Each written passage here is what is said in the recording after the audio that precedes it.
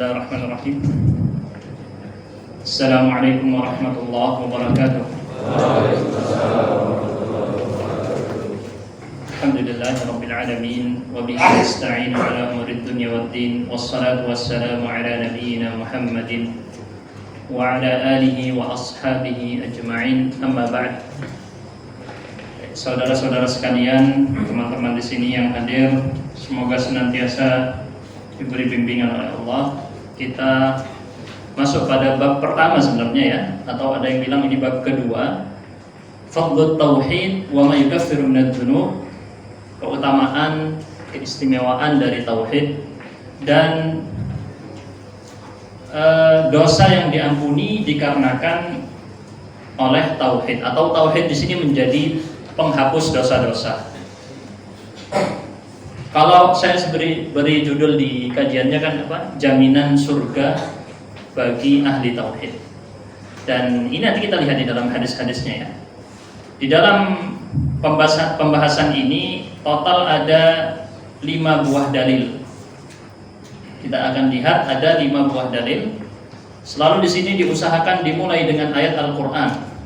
Pengarang di sini menambahkan ya, rahimahullah, beliau menyebutkan sebuah ayat, alladzina amanu wa lam yalbisu imanahum bidzulmin ulaika lahumul amnu wa hum muhtadun. Ayat ini kalau kita lihat di artinya, mereka orang-orang yang beriman dan tidak mencampur atau disebut menodai keimanan dengan kezaliman. Mereka lah yang mendapatkan keamanan dan mereka adalah yang mendapatkan hidayah atau petunjuk. Sebenarnya ini adalah isyarat dari pengarang. Ini adalah ayat yang menutup dari sebuah kisah yang panjang. Disebutkan di dalam surat Al-An'am, boleh dicek ya, itu ya. Di awal itu kisah tentang Nabi Ibrahim. Yang kita kenal sebagai kisah di mana Nabi Ibrahim, mungkin yang sering dengar teman-teman di sini, awal Nabi Ibrahim seakan-akan di situ disebutkan menyembah apa? Di dalam ayat tersebut pernah dengar ya mungkin ya kisah ini. Seakan-akan Nabi Ibrahim disebut menyembah apa di situ? Pertama menyembah bintang. Terus bintangnya hilang menyembah bulan. Bulannya hilang menyembah matahari. Matahari hilang baru mikir, oh iya di sini salah semua Tuhannya. Berarti Tuhan adalah yang menciptakan 3 benda tadi. Ya, ini adalah sebagian penafsiran para ulama. Sebagian penafsiran para ulama yang kita kenal sebagai kisah Nabi Ibrahim. Akan tetapi sebagian ulama yang lain memandang bahwa kisah ini adalah tidak mungkin terjadi pada seorang nabi. Sebab seorang nabi dia sudah dijaga tidak melakukan kesyirikan sama sekali sejak dia lahir. Ya, ini yang penting untuk ditekankan. Berarti maksudnya gimana Ustadz di dalam kisah ayat tersebut? Boleh dicek di surat Al-An'am mulai dari ayat 75. Teman-teman yang pakai Al-Quran ya, boleh dicek. Di sini nggak ada di sini. Jadi di dalam ayat tersebut disebutkan bahwa ketika Nabi Ibrahim melihat bintang, maka beliau berkata, "Hada Rabbi." Ini Tuhanku. Pertanyaan besar di sini, apakah seseorang sebelum bertauhid harus meragukan atau mencari sampai ketemu Allah? Di sini menurut orang-orang yang berpendapat dengan filsafat atau orang-orang para filsuf ya, para filosof itu mereka memandang bahwa Nabi Ibrahim di sini sedang mencari Tuhan melalui melihat benda-benda langit. Alias Nabi Ibrahim ateis dulu, atau mungkin bisa dibilang menyembah selain Allah dulu, baru kemudian bertauhid. Ini menjadi problem dan para ulama menentang maksud ini. Sebab seorang nabi tidak mungkin dia itu dari sejak lahir sebelum dia diutus dia sudah melakukan kesyirikan, itu tidak mungkin. Sehingga kemudian sebagian penafsiran para ulama mengatakan bahwa sebenarnya Nabi Ibrahim sedang apa istilahnya zaman sekarang ya, sarkas ya, semacam sarkas. Jadi inikah yang disebut Tuhan menurut kalian? Jadi semacam sarkas. Kalau dalam versi teks bahasa Arabnya ala dhannikum gitu ya. Cuman kalau Bahasa kita ya udah sarkas gitu. Jadi berlagak seolah-olah Nabi Ibrahim menyembah apa yang disembah oleh kaumnya ketika itu. Jadi Nabi Ibrahim diutus ke daerah Mesopotamia. Mesopotamia itu di mana? Ada yang tahu? Di antara dua sungai. Mana dua sungai itu? Dua sungai besar, Tigris dan Efrat. Di tengah. Awal muasal peradaban manusia yang masih terekam jejaknya. Silakan cek di sejarah peradaban apapun. Mungkin kalau dulu sekolah pernah belajar sejarah peradaban ya. Ada peradaban Mesir kuno, India kuno, Meksiko kuno, dan macam-macam ya. Dari semua peradaban kuno tadi ataupun Cina kuno, yang paling kuno yang dapat ditemukan telusuri jejaknya adalah peradaban di Mesopotamia atau yang dikenal dengan biasa disebut juga Babilonia. Pokoknya di daerah Irak itu ya.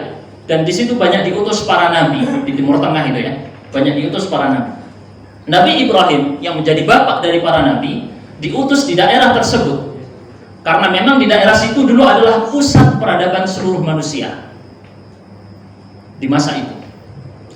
Dan ketika itu kaum Nabi Ibrahim adalah menyembah benda-benda langit tadi, bintang, bulan, matahari.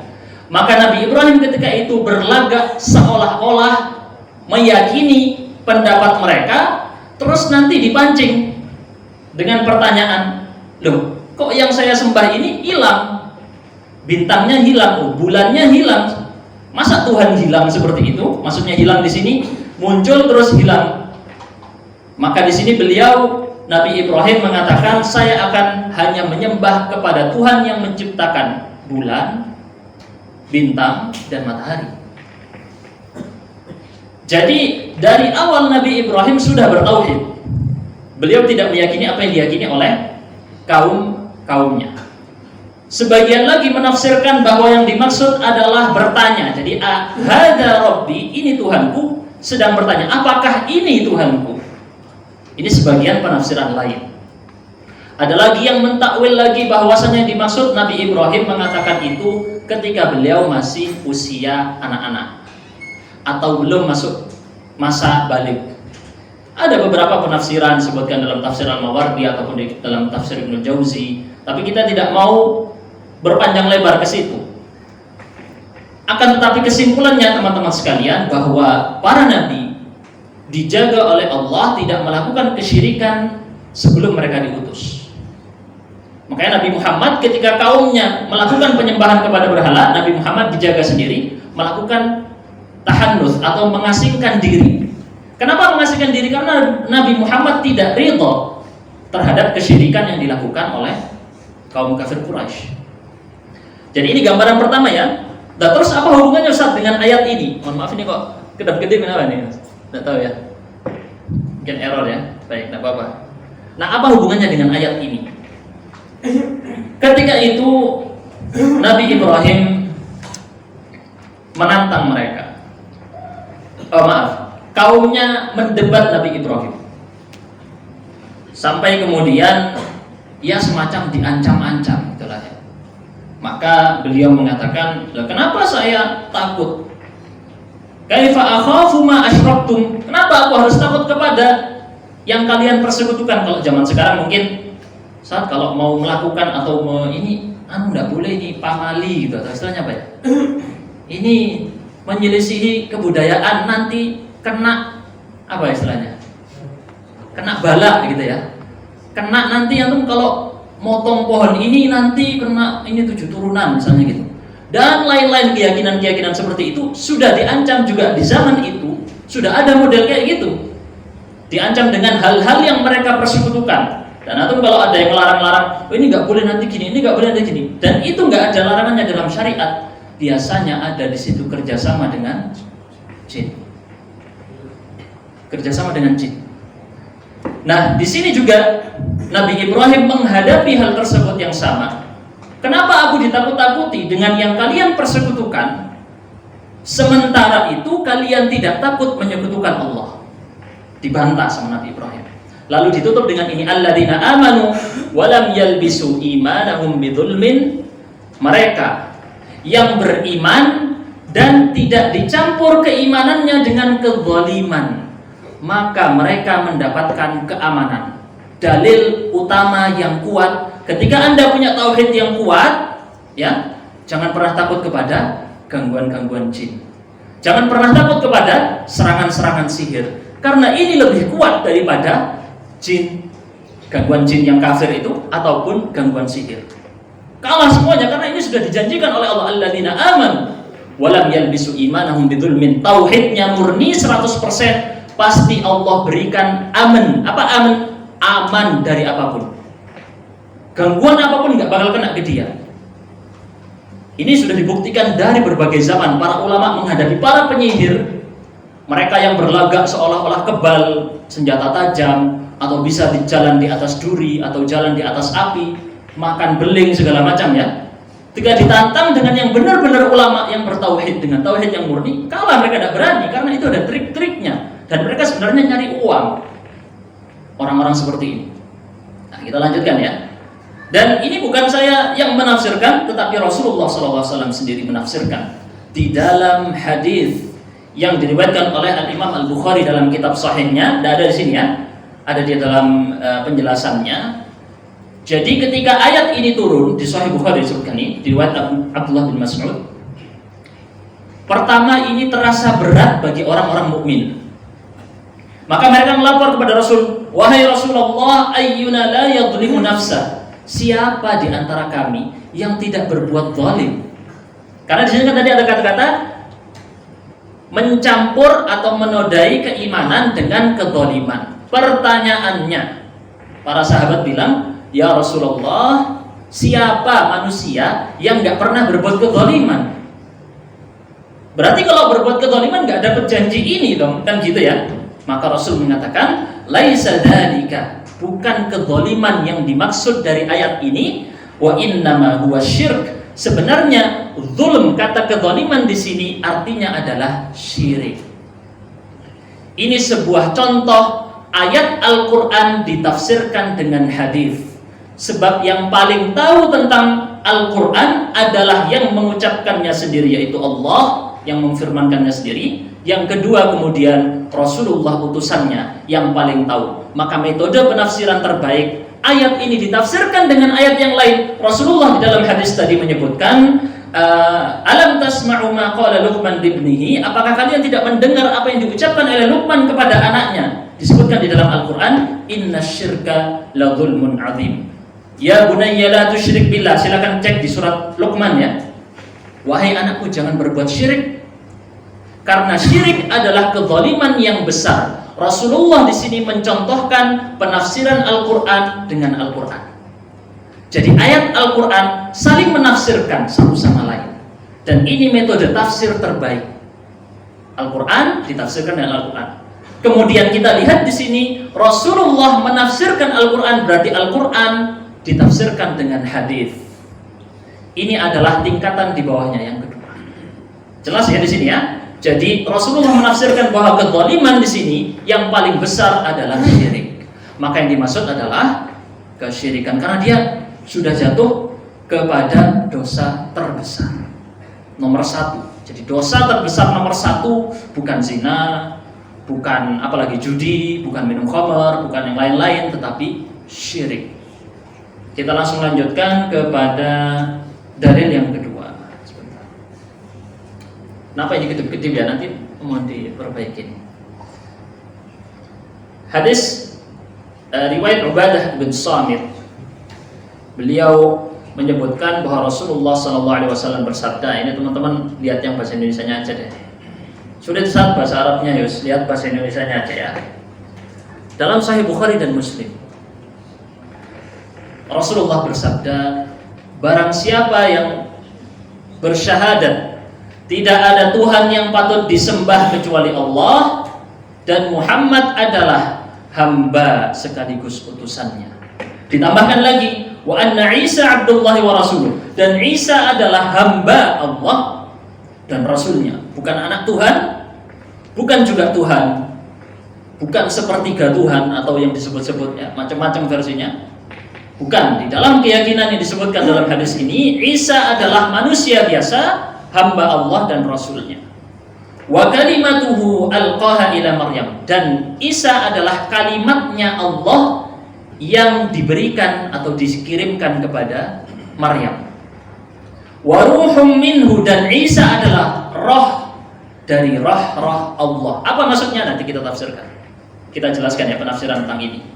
Biar tidak salah sangka. Karena sebagian mereka yang menyerang keyakinan Islam, mereka memainkan ayat ini seakan-akan bilang, oh ini Isa adalah rohnya Allah, berarti menyembah Isa sama dengan menyembah Allah. Nah ini kita patahkan nanti ya. Kita lanjutkan dulu. Wal jannatu haqqun wan naru haqqun, dan dia mempercayai bahwa surga itu benar dan neraka itu benar. Di masa itu nggak ragu orang ya, tapi zaman sekarang banyak atau tidak yang ragu? Nah, ini surga sama neraka ini cuman dongeng, khayalan, imajinasi. Ini banyak sekarang, zaman sekarang, terutama anak-anak muda, nggak percaya dengan surga dan neraka. Bahkan sampai menantang, biarkan kami masuk neraka sampai gitu. Na'udzubillah min dzalik. Sampai mengatakan kayak gitu di kaos-kaos yang mereka pakai.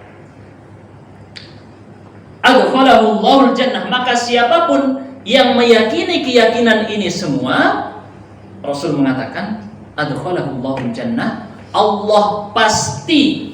Ini kalau bagi yang belajar bahasa Arab ini jatuhnya jawab syarat. Di i'rab ilmu nahwunya jawab syarat. Apa jawab syarat? Jawab syarat adalah konsekuensi yang terjadi ketika persyaratannya terpenuhi. Misal kita bilang barang siapa makan pasti kenyang, berarti konsekuensi kenyang diberikan kepada yang makan. Di sini jawab syarat atau konsekuensinya adalah pasti dimasukkan oleh Allah ke dalam surga, asalkan persyaratan tadi dipenuhi semua. Yang disebutkan tadi ya, barang siapa yang begini, maka Allah masukkan dia ke dalam surga.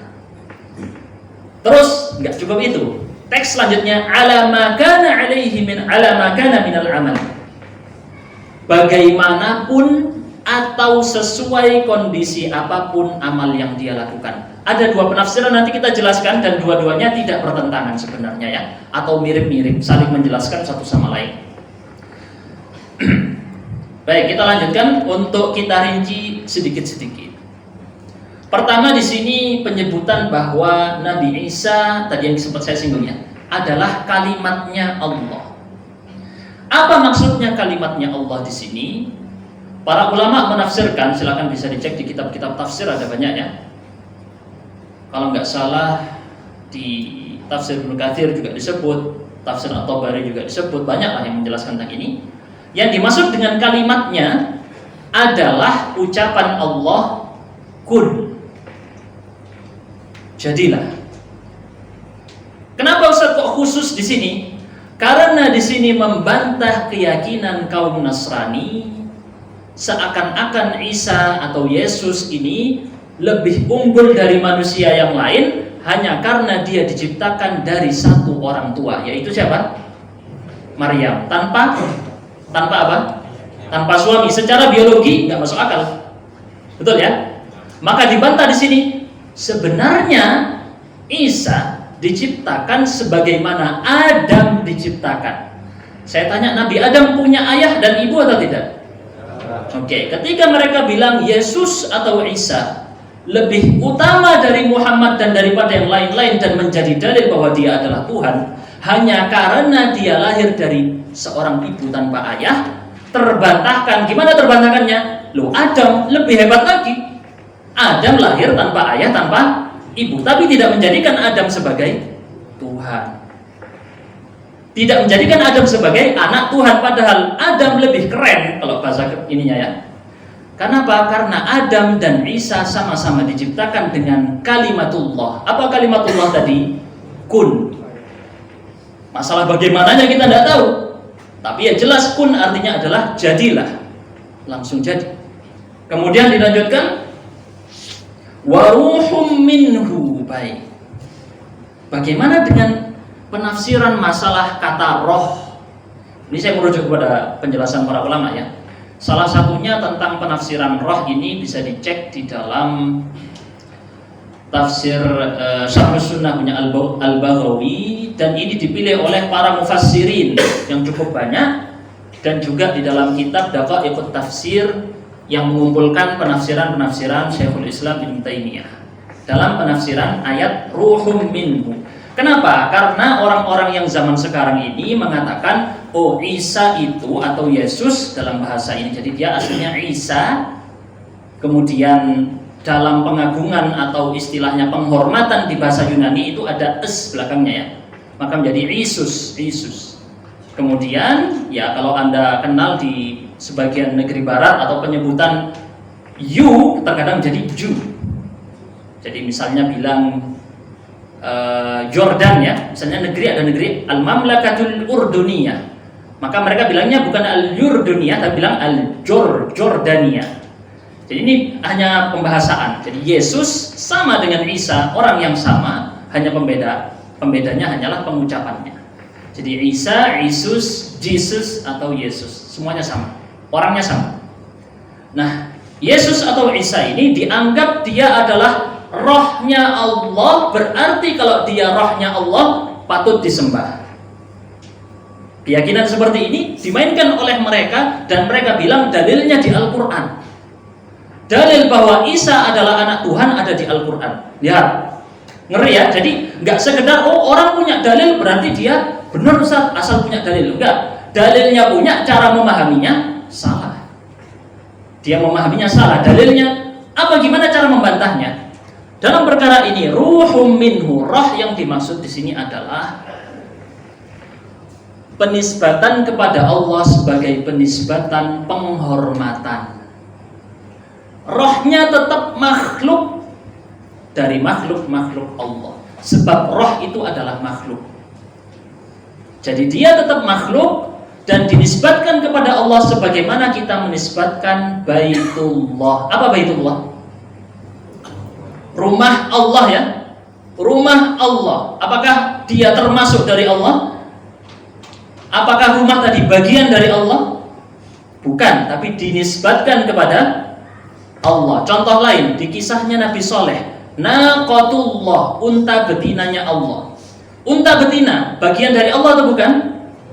Bukan, tapi makhluknya Allah. Dinisbatkan atau disandarkan kepada Allah dalam rangka penghormatan. Jadi ruh di sini khusus karena dia diciptakan berbeda dari manusia-manusia yang lain pakai ayah dan ibu, Nabi Isa tidak. Ini disebutkan dalam Daqaiqut Tafsir.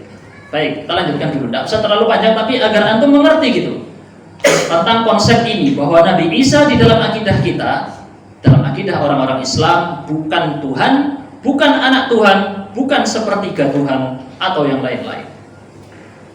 Kemudian dilanjutkan, barang siapa yang mengimani hal ini, maka Allah janjikan masuk surga ala ma kana alaihi minal amal. Fokus pada teks yang terakhir ini. Kalau di situ ditulis betapapun gitu ya. Ntar coba saya tandai. Teman-teman perlu fokus di daerah sini. Saya kasih tanda di sini. Dia tulis di situ betapapun amal yang telah diperbuatnya. Dimulai dari kata betapapun, kelihatan ya. Fokus di situ. Maaf kalau kedip-kedip. Ada dua penafsiran. Penafsiran pertama, apapun amalnya dia tetap masuk surga. Jelas ya? Apapun amalnya dia tetap masuk surga, itu maksudnya. Tetapi ada yang langsung masuk surga, ada yang dicuci di neraka dulu karena banyak dosanya. Tapi ujungnya tetap masuk surga. Makanya tadi kita tulis judulnya jaminan surga bagi ahli tauhid. Tapi jaminannya ada yang full garansi langsung masuk, ada yang punya utang. Utangnya dibayar di neraka dulu. Gitu. Jadi sama-sama jaminan ya. Sama-sama jaminan masuk surga. Cuman beda jalannya, ada yang langsung, ada yang mampir dulu. Kemudian yang kedua, penafsiran yang kedua sebenarnya tidak bertentangan. Penafsiran yang kedua adalah dia masuk surga, tapi isinya surga tergantung amal perbuatannya. Maksudnya gimana? Jadi kita ini lagi nabung, teman-teman. Pahala yang kita bawa ini kita tabung. Nanti di akhirat pahala ini yang menentukan derajat kita di surga. Ini dijelaskan di dalam hadis yang diriwayatkan oleh Al-Imam Al-Bukhari dalam kitab Sahihnya. Pernah saya singgung sebelumnya ya, di di Kultum kemarin ya, bahwa surga yang Allah sediakan untuk orang-orang mujahidin ada 100 derajat. Derajat itu tingkatan. Kalau kita ya tingkat 1, tingkat 2, tingkat 3 gitu ya. Kayak bangunan, ada tingkatannya. Tapi bedanya apa? Surga, perbedaan antar tingkatan sejauh antara langit dan bumi. Atau melihat ke langit ke atas bisa kelihatan puncaknya enggak? Nggak bisa ya, kayak terus nggak kelihatan mana ujungnya.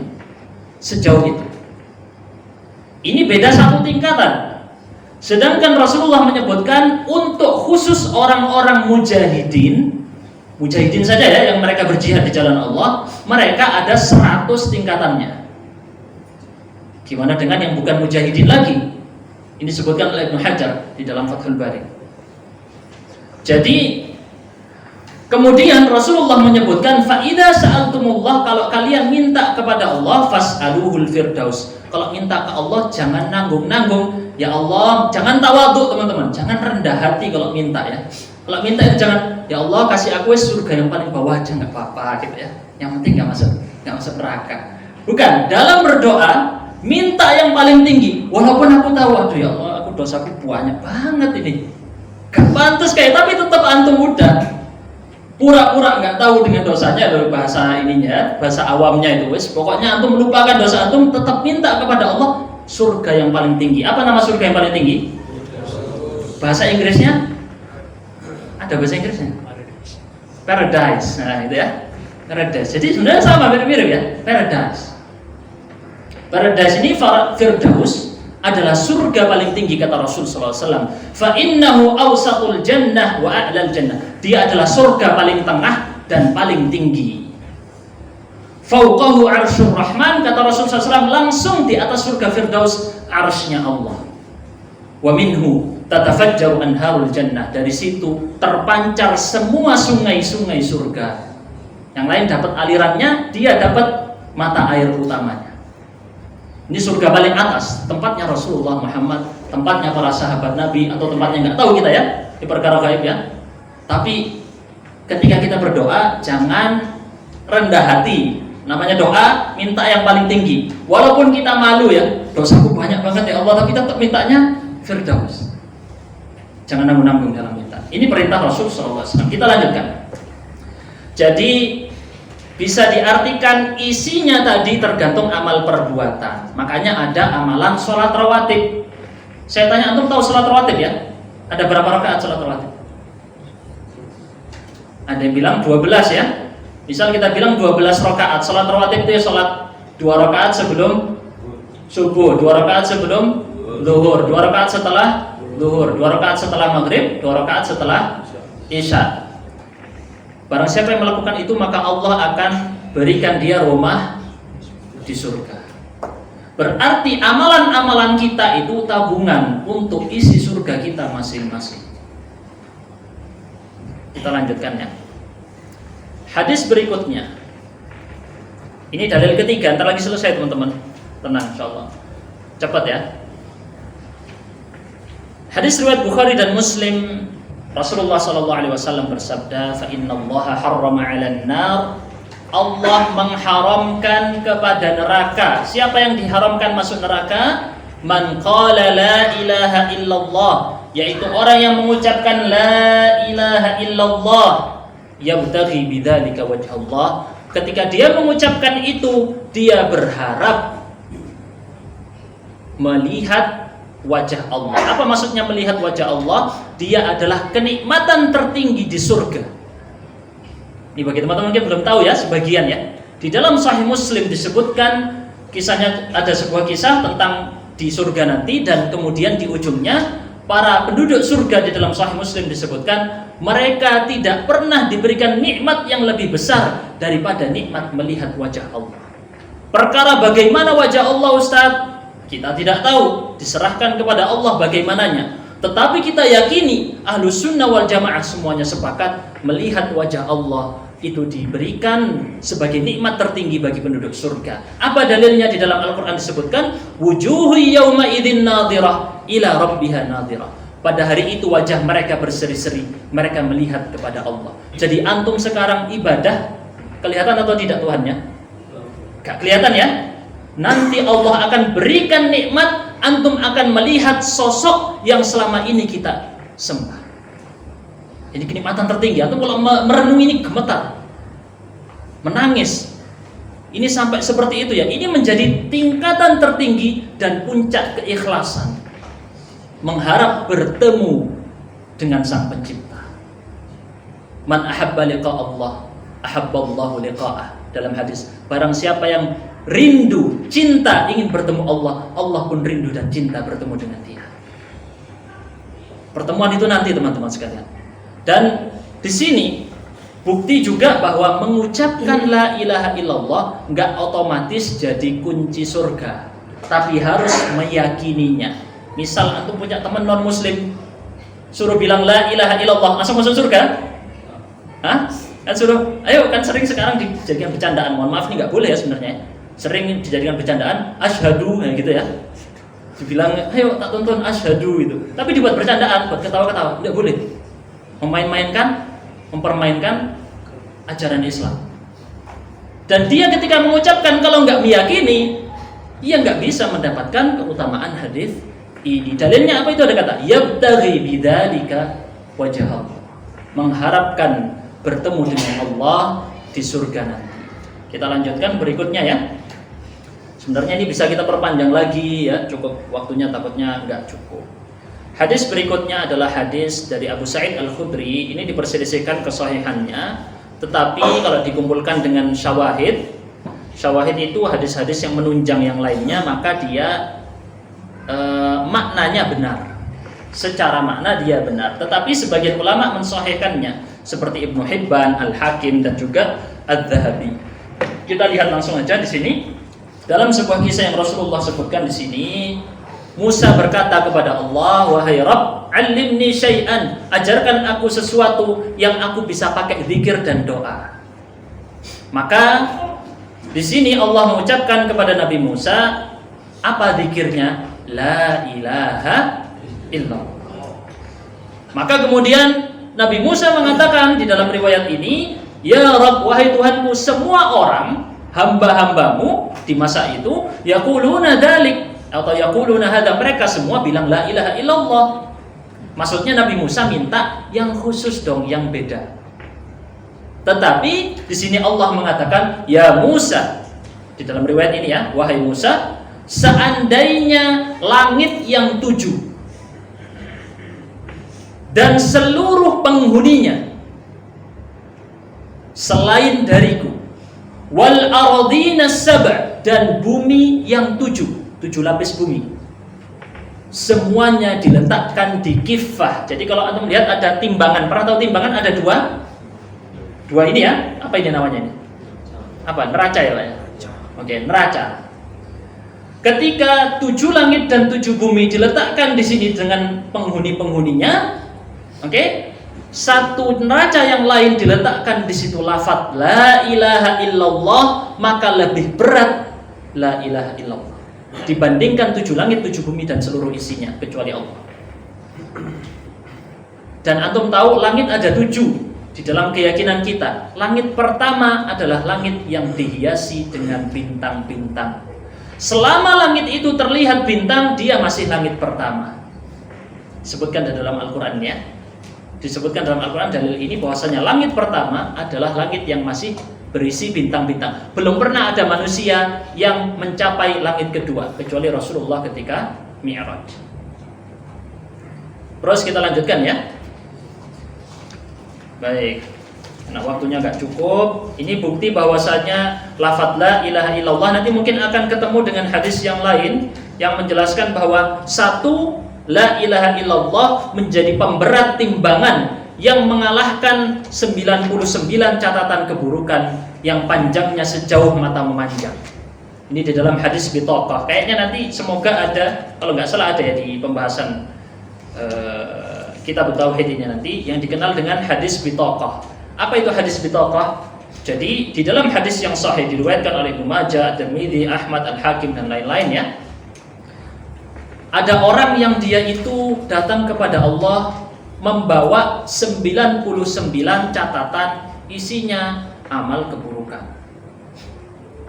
Ya, amal keburukan. Setiap catatannya sejauh panjang mata memandang, kecatat semuanya. Kayak antum pakai internet sekarang, semua jejak digital kecatat ya. Lebih detail daripada itu catatan Allah nanti di hari kiamat. Kemudian bingung orang ini ditanya, kamu ada udzur tidak? Oleh Allah ditanya, kamu ada alasan nggak melakukan ini? Cari apa pembenaran? Kenapa melakukan dosa-dosa ini? Bingung dia ya, nggak ada. Dicari kebaikannya, nggak ada. Hadis ini hadis sahih ya. Sampai kemudian dia bingung, nggak punya kebaikan. Kemudian Allah mengatakan ada. Kamu punya kebaikan, apa itu? 1 buah kartu. Kartu tadi bertuliskan asyhadu an la ilaha illallah wa anna muhammadar rasulullah. Maka kemudian orang tadi meremehkan apa beratnya kartu ini, maka kemudian kartu tadi diletakkan di satu neraca lain diletakkan 99 catatan keburukan yang setiap catatan sejauh panjang mata memandang. Maka yang menang adalah lafaz 2 kalimat syahadat. Maka orang tadi dimasukkan ke dalam surga. Ini bukti bahwa jaminan surga diberikan kepada orang yang memegang teguh kalimat tauhid. Hadis terakhir sebagai penutup, karena sudah sisa 3 menit ya. Hadis terakhir, ini ya. Dalam hadis riwayat Tirmidzi, hadisnya hasan menurut beliau dari sahabat Anas bin Malik, Rasulullah bersabda, Allah Subhanahu wa taala berfirman, ini disebut dengan hadis qudsi. Jadi dia firman Allah tetapi tidak ada di Al-Qur'an, adanya di hadis Rasul, maka dia hadis qudsi. Lafadznya dari Rasul tapi maknanya dari Allah. Apa bunyi hadis ini? Wahai anak Adam, lau ataitani biqarabil ardi khataya, apabila engkau mendatangiku dengan sepenuh bumi dosa, tsumma laqitani la tusyrik bihi syai', lalu kamu menemuiku, maksudnya meninggal, wafat dalam keadaan tidak berbuat syirik, la ataituka biqarabiha maghfirah, aku pasti akan mendatangimu dengan sepenuh bumi tadi ampunan. Alias jangan pernah putus asa. Sebanyak apapun dosa yang Anda miliki atau saya yang miliki, maksudnya Anda di sini saya bilang dari saya juga ya. Sebanyak apapun dosa yang Anda miliki, lebih besar ampunan Allah. Gak mungkin ampunan Allah lebih kecil, pasti ampunan Allah lebih besar. Maka selama Anda belum nafasnya di kerongkongan nanti, ketika karena kita semua pasti mati, suatu saat kita akan melihat malaikat pencabut nyawa, suatu saat kita akan melihat malaikat mungkar dan nakir, kita sedang ngantri seperti orang yang lagi di halte nunggu bis, tahu-tahu dipanggil, atau kita lagi di bis, tiba-tiba ada kernet manggil, tek, suruh turun mas. Kira-kira seperti itu. Malaikat pencabut nyawa suatu saat langsung tek, nepok antum itu, tek, dari sini gimana? Maka ketika itu sudah tidak lagi berguna apapun. Maka ketika Anda menemui Allah dalam keadaan berbuat syirik, Allah tidak akan mengampuni dosa syirik. Tapi selama belum di kerongkongan dan bukan dosa syirik, Allah ampuni. Bahkan kesyirikan sebelum Anda meninggal tapi Anda bertaubat pun Allah ampuni. Wallahu a'lam bissawab. Ini diantara hal yang bisa menyemangati kita untuk terus beramal, menabung untuk kehidupan yang sebenarnya. Jadi salah kalau orang bilang hidup itu cuma sekali, YOLO, you only live once, kamu hidup hanya sekali. Salah, orang Islam meyakini hidup berapa kali? 2 kali, di sini dan di akhirat. Dan yang sebenarnya adalah di akhirat, yang di sini cuma main-main, alias menabung. Tabungan kita ngambilnya nanti di sana. Kita tutup dulu. Subhanakallahumma bihamdika asyhadu an la ilaha illa anta astaghfiruka wa atubu ilaik. Mohon maaf dari saya bila ada kesalahan kata-kata. Saya bukan bermaksud menggurui, ini hanya retorika saja ya. Wassalamualaikum warahmatullahi wabarakatuh.